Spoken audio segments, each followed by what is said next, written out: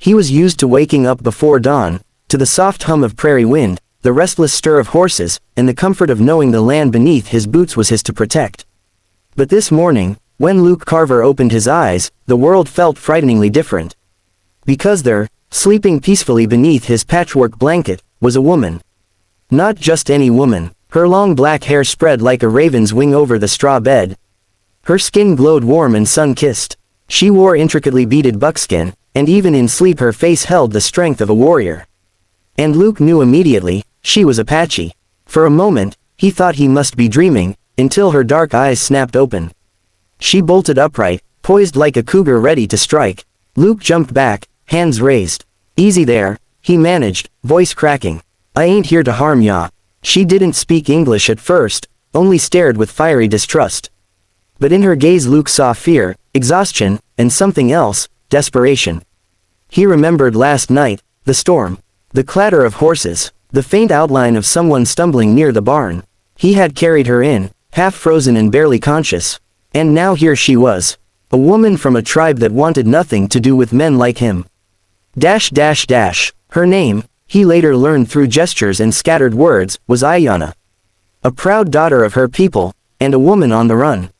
Over the following days, Aiyana slowly regained strength. She spoke little, keeping her distance, always watching the horizon like someone expecting danger. Luke cooked meals, tended livestock, and tried not to intrude. But now and then he'd catch her studying his hands, rough, scarred, but gentle with every animal he touched. And something in her softened. One night, as they sat beside a quiet fire, she finally found the courage to reveal the truth. Her tribe had been torn apart, raided by a violent band of outlaws posing as soldiers. Her father, a respected chief, had been captured. She fled to find help, but the wild had nearly taken her first. Luke's jaw tightened. He had always tried to stay out of conflict, the ranch was his world. But seeing Aiyana's pain, hearing the tremble in her voice, something inside him shifted. "I'll help you," he promised. Aiyana looked at him, disbelief flickering into hope. "You would risk your life for my people." "Seems to me any decent man would," Luke said, though he felt fear coil in his gut.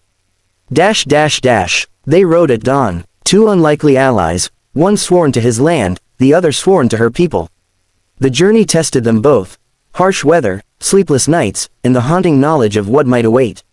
Yet each challenge brought them closer. Luke learned she wasn't just brave, she was quick-witted, stubborn, and fiercely protective. Aiyana learned he wasn't just a rancher, he had a heart big enough to challenge his own world.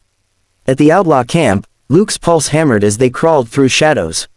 The rescue was swift and explosive, a storm of shouts, firelight, and gunshots. Luke shielded Aiyana more than once. She, in turn, fought like lightning, fierce, precise, unstoppable. They saved her father, and others still held captive. But as they returned the survivors to a hidden Apache encampment, Luke felt the inevitable rupture approaching. This was Aiyana's world, and he was an outsider. When the tribe gathered around the rescued chief, gratitude shone in their eyes. But beneath it lay caution toward the white man who helped them. Aiyana stood before her father, speaking in her tongue, voice passionate and trembling.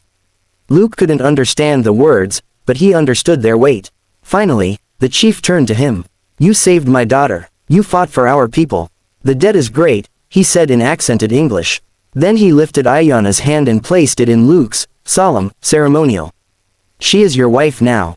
Given by sacred gratitude, Luke's breath vanished. He looked at Aiyana, her cheeks flushed, her eyes shimmering with emotion he could not yet name.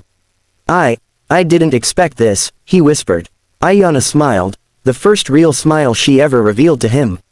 "Unexpected rewards," she said softly, "are sometimes the greatest gifts."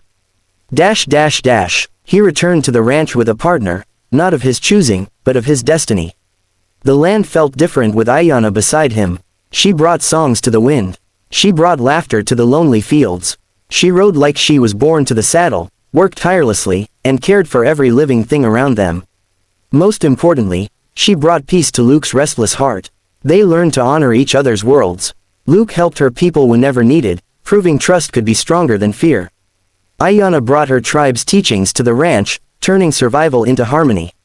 Love didn't strike them like lightning. It grew, like stubborn roots breaking through hard ground.